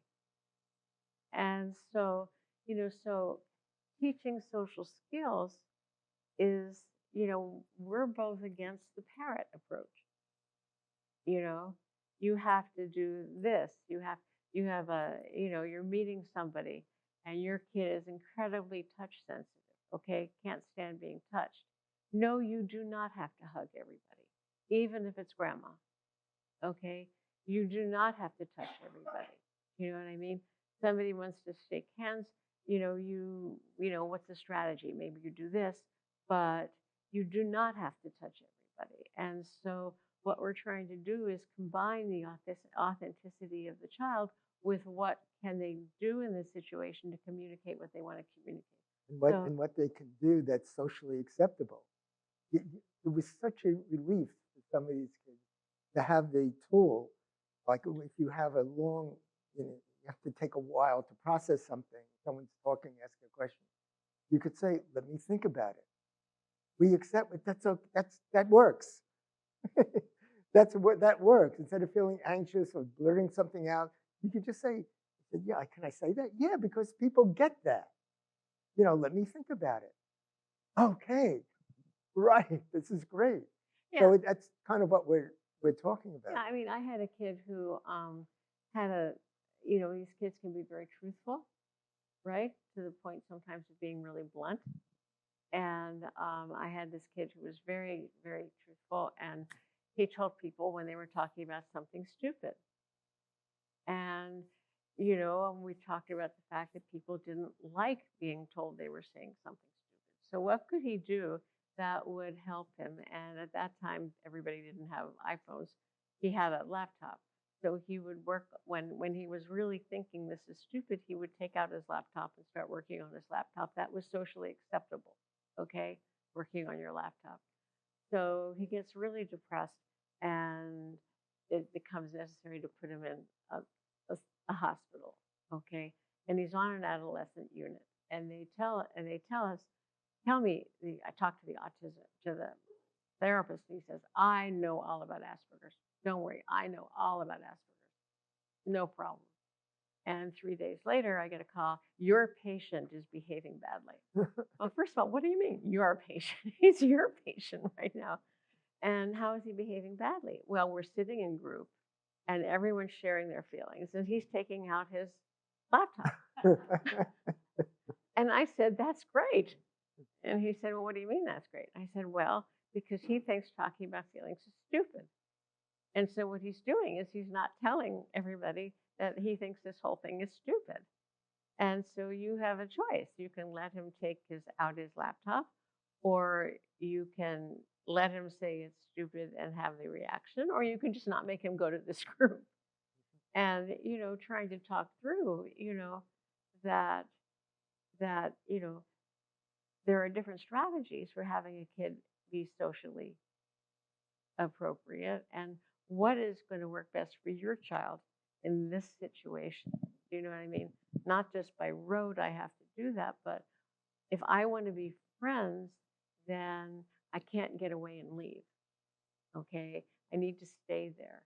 And I've taught kids that it's perfectly fine to do this. If it's a conversation and you want to be friends with that person and they're talking in a group, and that nodding indicates you're listening. Okay? But you don't have to necessarily say something, so you don't have to stand there worrying about what to say. And you can interject words like I call them fillers, like cool or whatever. So you're listening, you're nodding, and every now and then you say cool. So if you want to be friends with these people and you want to stay there, then you don't want to spend the whole time worrying about saying the right thing. But if you have a strategy, then you can be present without giving the message that I'm aloof, I'm distant, I don't want to be with you. So it's so individual, to this. So along those lines, the kid, bottom line, the kid has to get through the day I'm thinking of a teenager in high school, just getting through the day. And this one girl knew that she was going, she's aware that she's going to have a meltdown. And to prevent that, to calm her down, herself down, she takes out her iPad and she just does this drawing. She's a very creative artist, starts drawing, and the teacher comes to me and says, "Hey, I know you can't have that." I said, "Okay, well, if you stop her, that's her way of calming herself down. She figured that out, which is great, like she did the hard work. And now if you stop her, then you're going to have a real issue on your hands. She needs that. Trust her that she's not trying to be disobedient or trying to be, nasty. She's doing it because she needs that." And you'll get some teachers who will say, "But if she does that, everybody's going to do that." right? And, and then you have to engage in the whole discussion about different people have different needs and, that kind of thing. Or maybe if she's having a feeling that she might have a meltdown, maybe the better thing is to give her a chance to leave the room. You know what I mean? And go to some place where she can kind of calm down. Maybe it's been, too stressful a thing, or maybe too fast paced, or whatever it is. But to come up with a strategy rather than just say, put away your iPad. But I want to go back to ages, because that's really important. Because if we're talking about a really young child, Yeah. You want to take another question? okay, if we're talking about a really young child, okay, it's so important that we talk at the developmental level and we talk concretely, because young kids are concrete. So if a kid is at a very concrete age, we want to be very clear, but we don't necessarily want to give them a label unless we think it's going to be useful to them, right? And so a little kid is looking more for, why is my teacher mad at me, than, well, you are autistic, right? Your teacher's mad because she expects you to show your work, or she expects you to do things a certain way, or a whole bunch of kids have told you to do this, and you do this, and you're the one that gets caught. Do you know what I mean? And so helping them concretely problem solve. As you get to an older age, where the kid is at the Piagetian level of being able to sort of abstract, then, it can be helpful to say, and there's a lot of kids who think the same way you do. Do you see what I mean? So it's knowing your kid's ability to abstract, your kid's ability to do that, taking a step back. Because if a kid can't do that, then there's no point doing it. There's one now, I'm rushing through this so we can go back to it, but I was really interested in working with teenagers when I was in training, and I asked an adolescent psychiatrist who was really well known if he would, take me on as a supervisee so that I could work with him. And the first thing he said to me is, there's something you need to know. The best thing you can do for anybody 13 is put them on a waiting list until they're 15. They're always better. And, there's research, and the researchers are divided. Teenagers do not want you telling them there's something wrong with them. Let's take this as a given, okay? Your little kid may not be asking because he doesn't know to ask, all right? And then we might want to say, hey, the teacher's not getting mad at you or whatever, but, the teacher expects you to do this. And we talk at a very concrete level about, what's going on. We might talk to the teacher about what's going on. But with the teenager, the last thing they want is for you to give them a label and for you to start telling them there's something wrong with them. What's wrong is everybody else. What's wrong is their parents, right? Then, I'm perfectly fine. And I've had parents drag a kid of this age to see me. And the only thing that is their problem is that they're being taken to see a psychologist, and I want to talk about problems. Okay. And if I would just shut up, they would be perfectly fine. And that's not a really helpful way to have therapy. Once in a while, I can engage them if there's something that's a problem, a teacher or a parent or whatever, to say, how are we going to get your parent off your back? Okay. And then we can get into talking about what's important. But again, I'm not going straight for a label here, because the last thing this kid wants, and so some researchers say, no matter what, you give them the label and they get depressed. And okay, they'll be depressed for 3 years, but they'll have their label. I don't go that route. I go the route of problem solving.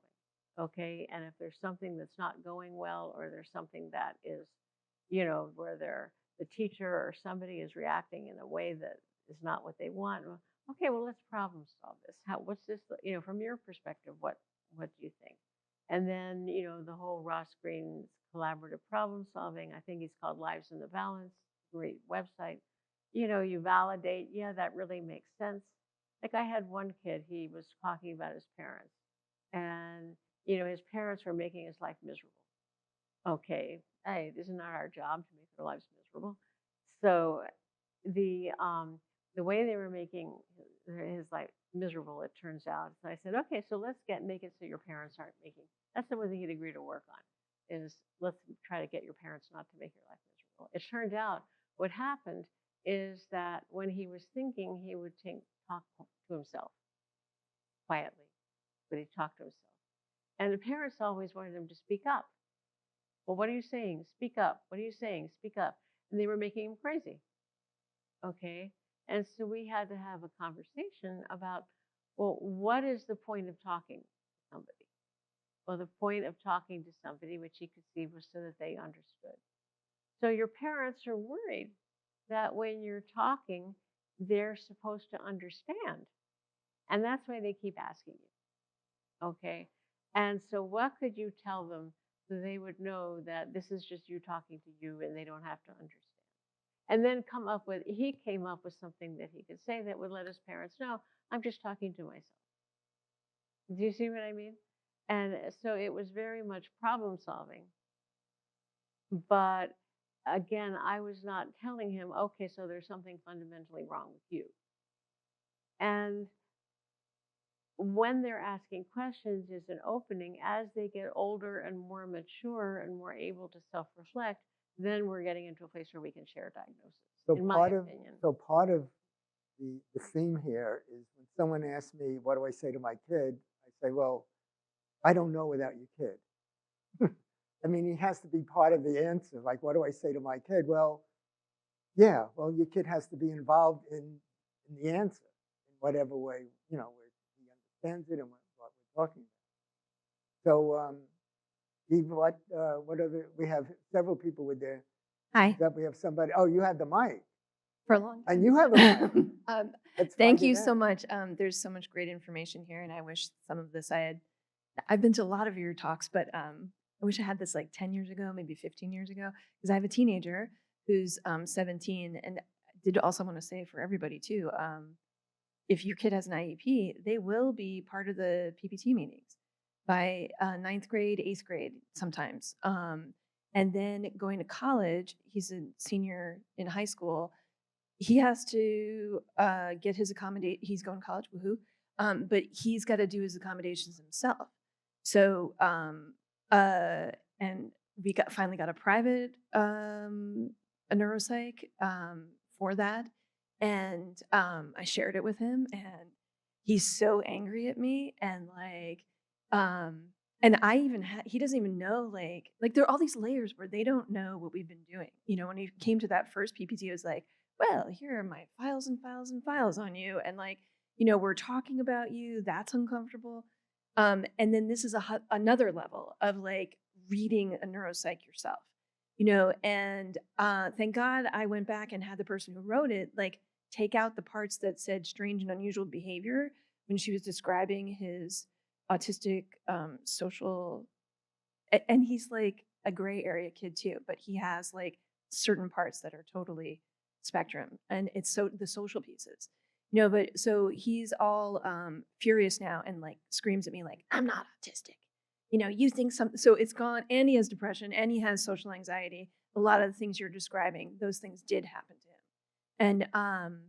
And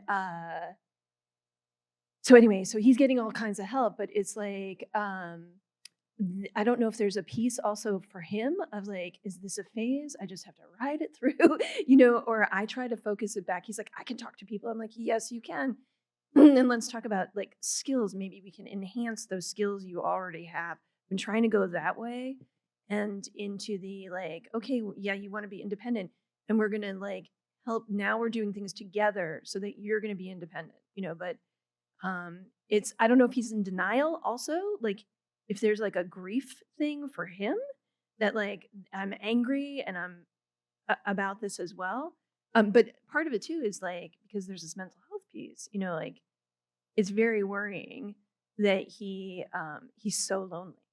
He's so lonely, and he wants friends, and he did get bullied by his first friend group, and like, and then ended up suicidal, and in a mental health program. But now he's doing better. But it just, there are a lot of things that you've been talking about that sort of touch on this, but it's, we've been talking about hearing from little kids too, but like eventually they will have to know if they are college bound, or even in the public high school. So, oh no, he knew many things along the way, but not the very specific. No, he knew all along the way. He knew about the ADHD when it got diagnosed, knows why he takes medicine. Well, doesn't have a clear diagnosis anyway, but he didn't read while he was in PPTs, he wasn't reading the triennial testing as an 8th grader or even a 16-year-old. He was not reading those until waited until he was a senior in college when he would have to read them. So, and I'm sure this is not Well, let me give you a atypical. very simple response to a complicated question. It's very complicated, and if either one of us saw you privately, it would be at least an hour conversation. But in terms of the context of what we're talking about here, it's of course he's going to be angry, because the other half of, I want to empower you to know what to do about these labels, then it wasn't there. In other words, the positive side, from his point of view, is not there. He's just denying I'm not autistic. He's not embracing the difference. Right. in a way. I want to jump on this because, I think that, there's a couple points I want to make sort of throwing in there. One is if your kid is diagnosed and your kid's been through testing, they know they've been through testing. Number one, you're absolutely right. You want the information being given to them to be made in a way that they're going to be able to hear it and take it in, number one. And it has to be at their level. Number two, and the third question is who should give it to them? Because sometimes I found it was best if I gave it to them. That's a Because good then point. I could know how to go at it in terms of their strengths first. Before I say you are this, I would say, wow, you are so good at that and that and that and that. Did you know that? And that's really different than most people. And we add in the other part. But one of the things I'd want to know with your son, and maybe not with you, maybe with someone else talking to him because you're his mother. And, it gets a little better maybe when they're 30. I'm not sure. My daughter is 40 and I'm still working on it. But, and so it might be with somebody different is what does that word mean to him? Because there is a lot of stigma out there. Okay. There's a lot of assumptions. And I hate to say this, but I run into this in my profession. Someone will share that they're on the spectrum and people then think less of them or will have less expectations of them. And so if what he's fighting is what he perceives as being stigmatized and being, looked down upon, then we have to address that with him in a very real way, Oh, sorry. He's 2E. And so it's not like I don't praise, I didn't say that part. I do totally praise all of his incredible intellect and creativity and blah, blah, blah, and his gorgeous Led Zeppelin long hair. And he, but he also doesn't hear, there's a lot of negative filtering. That's a very strong cognitive distortion for him. So, but so thank you. It's just, I'm going to ride it out. Well, I think that, and we are gonna do some. He has a new therapist who's doing DBT with him. He did some CBT, which kind of only took so much, and somebody's doing more DBT focus, which seems to be a little better fit.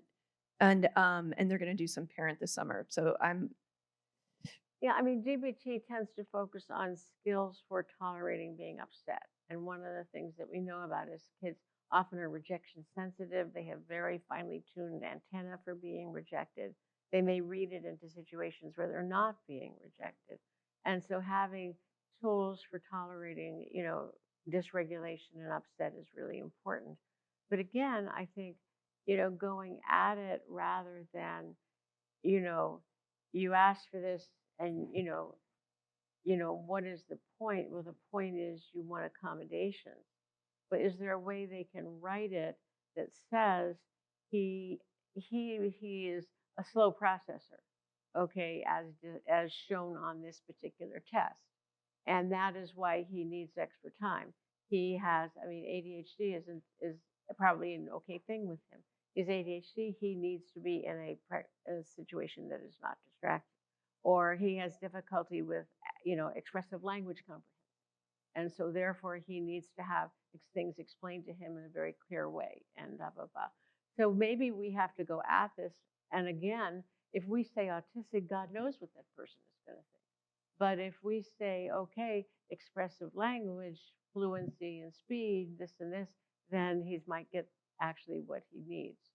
And Do you So- think just having I got the tip from somebody from Dave Silvestra to read your neuropsychs backwards. So you read, I wish I did that first, but so you read all the suggestions first, like the summary and the suggestions. Like, is it maybe even better, depending on some kids who might be super sensitive, like mine, to just not have them read the entire thing, even though they're submitting it themselves, but just read like the summary and the suggestions? Well, Well- let me respond to that. What's important to him? I would start there. And if friendship is important to him, if that's what's important to him, nothing else is really going to be, relevant to what is relevant to him. And I would start. It's me- girls. What's that? It's girls and Well, that's my motorcycles. That's my specialty. You don't have to include that on the tape, okay? Yeah, if that's what's important, then I would revolve the entire social skill curriculum around his wanting and getting right, and girlfriend. and again, because then he'll do what the he needs to social do. skill curriculum has to be something that is going to work, where he's going to be successful. So if his idea of, motorcycles? Yeah, he's going to study mechanical engineering, and he's actually in a special needs school for kids with ADHD and dyslexia, the Foreman School, and But his interest is. he has an independent study building a motorcycle. Okay, so so this is a kid where joining a fraternity is a really bad idea, but being in a motorcycle group, okay, might be a really good idea. If anybody has ever known anybody who is fishing or a boat, that's all they talk about. Okay, and it doesn't matter whether they're autistic or they're neurotypical. That's all they talk about.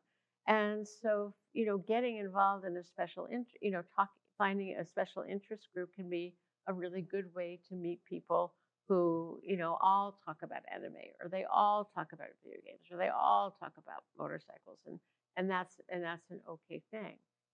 So I think it's really important to find a way that's going to be work for them and not just have in mind some cookbook curriculum, right, that says do it this way. There are certain basic things of, you're not going to make friends if you're not where people are. Okay. And so what makes you anxious about being where people are? And how do we do that? What I always say to people is that you have to find your people. Okay? You have to find people who are accepting of quirkiness or differences. Okay? If you are looking to people where, you've got to be a certified blonde, preppy, you're probably it's not going to work that well. But if you're at a place where there's other kids who are quirky, and these are the kids, you have to look for people who are going to be accepting of you. And so I always say you've got to find your people where you're going to find them. So I'm curious to hear your question. Well, it is winding down, but you've had your question for a while. So Eve, what should we? It's been 2 hours. What should we do? I have a quick question. Maybe controversial, I'm not sure. I don't have children with autism, but I recently listened to the telepathy tapes. Has anyone? The telepathy tapes, the podcast.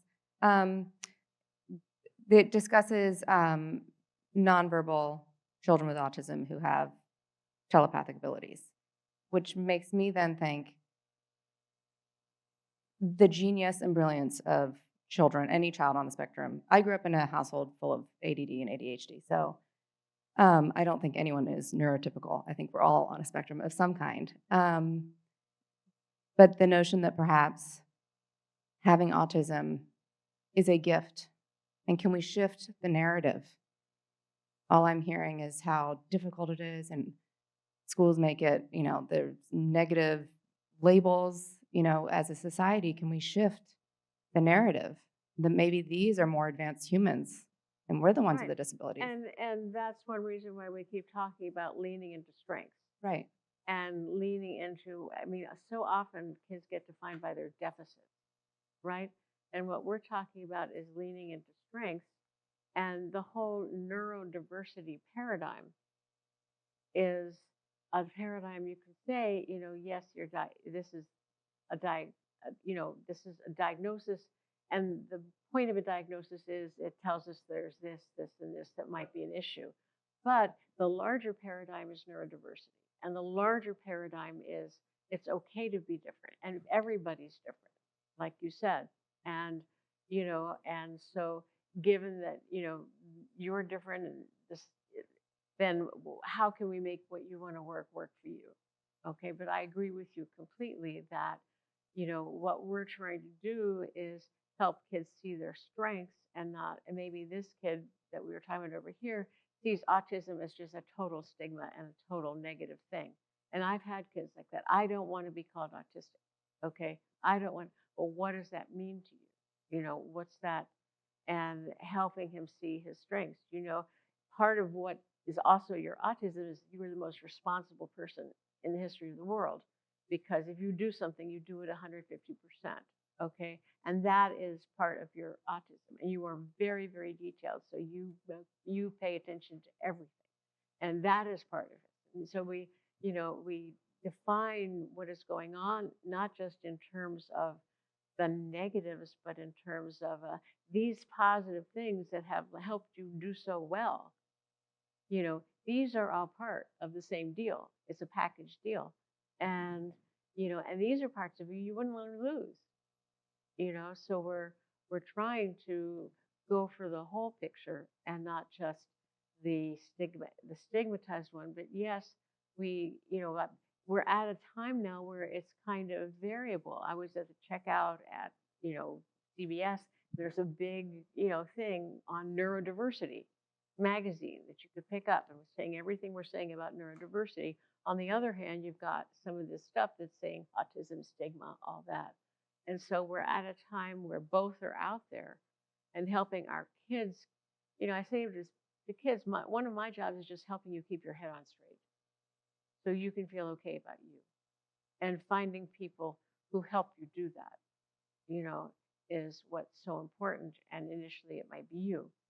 Okay, but again, who can you find? Most people I talk to end up with a couple friends who, do accept them as they are, where they can, take time if they need time, or, if they're like overstimulated, they can, take a break, and they're okay with that.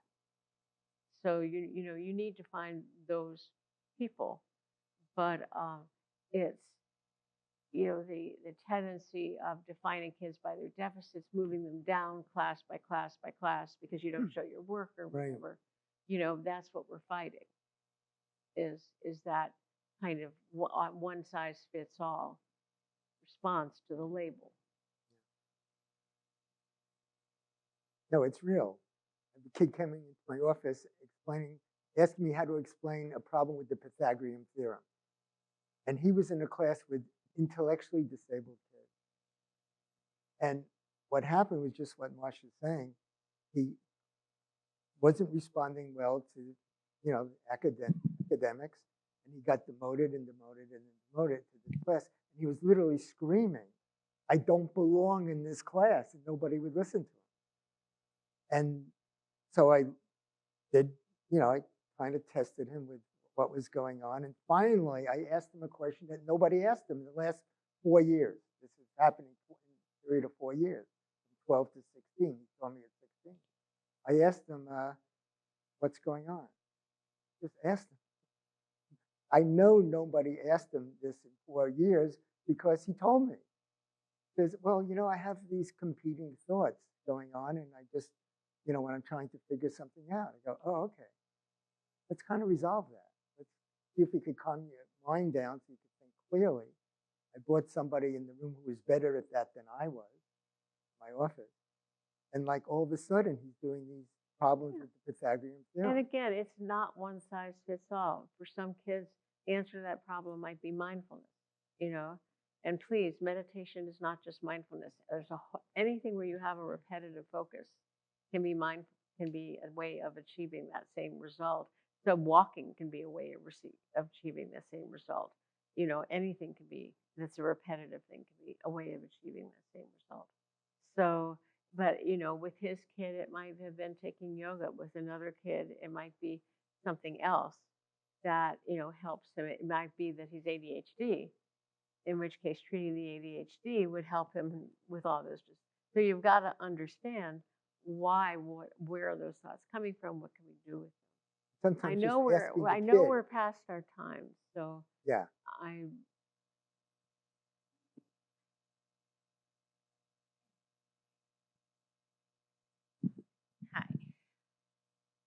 I'm wondering, and correct, or I guess I'm just asking for some, like if I'm thinking along the lines like correctly. Like my child is 6, you know, not intellectually disabled, and autistic, and likely has ADHD, but he's only 6. So, anyways, he's in a class, like a general education class.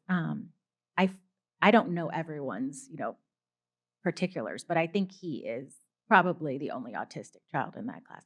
But he has a lot of accommodations, and I think he has a really good team. And I think I've worked with him regarding like stigma. He knows that there are autistic individuals. He knows what autism is, or you know, for a 6-year-old. But I also think it's going to be time. Like I feel like a lot of the other children in his class are very smart too, and very mature for their age. I don't know. That's just my thought. And I feel like at some point he's gonna, like, they may tell him that he's like, they may have a feeling that he's autistic or hear it from a parent, and that's how he's going to ask me, maybe, am I autistic? Or, you know, so and so said, you know, I'm autistic or whatnot, because they know that he receives like different services, pull-out services, you know, that he needs help. So far, that's like the language, but and so I work with just stigma, you know, reducing like stigma around autism or any type of disability or any type of neurodivergence. Is that kind of all I can do until he asks me? I mean, I feel like I don't want to necessarily disclose something because I'm anxious, because I've been anxious for 6 years about telling him. Like, I don't think it matters to him at this point. But if someone else says something, then what do I do? There's a really great video that came out, and it was available on a particular site. I'm hoping it's available now, of a 4th grader who gave a response to Kennedy's talk.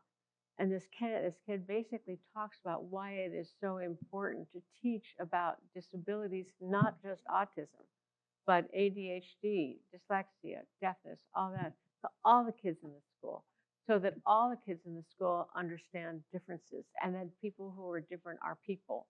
And, you know, and it's really worth looking at that, because you know, there's this thing called double empathy, where all the emphasis is on the autistic kid to make, you know, to understand what everybody else is. But there's not the emphasis on the other kids to get him. And so that's something I would also lean on. We can actually post that. What? We can post that. Sent you that last night. We can post that on the website. He made this incredible speech, and it's true. Kids have to be taught about differences. There's a Muppet that teaches about differences for the very young kids. SpongeBob, believe it or not, can be used to teach about differences. Because how come Squidward doesn't like you? Do you know? Well, SpongeBob doesn't get it. Do you know what I mean? We can, at whatever developmental age, and ideally starting very young, kids should be taught about, and so should teachers, and so should administrators, be taught about differences, and that people who are different are people just like you, whether they're deaf or whether they're dyslexic or whether they're autistic or whether they're ADHD, and they have thoughts and they have feelings and they're just like you in terms of what they want. And, there has to, and then what the kid said is, then they might know how to treat me better, and then they might not bully me so much.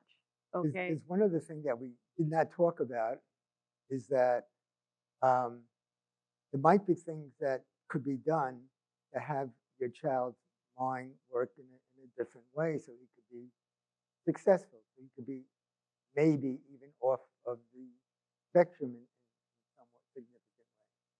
So, I mean, I'll have a kid not talking at all, and I can get a kid to talk. So something had to be done, right? You can't. At one point, you didn't know how to ride a bike. Now you could ride a bike. Something neurologically changed in your mind. I know how to juggle. Well, that's because there's some neurological change. So I'm not saying something that is just, ridiculous. There are certain things that you can do or have your kid do to have some significant change. So his life is easier. Right, but but we're always sort of butting each other. It depends on the kid, though. Rob his site is Autism Speech, and he has an amazing record for helping non-speakers speak. Okay, because he goes at it organically in terms of them understanding what the purpose of language is. He's not teaching them here are the words. He's teaching them how do you get what you want with language. All right, that works for a lot of kids. It doesn't work for others. There may be some other reason why they are not able to speak.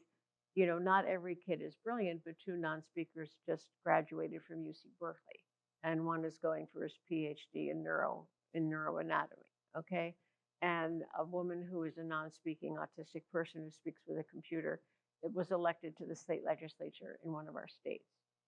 So being non-speaking doesn't necessarily limit you.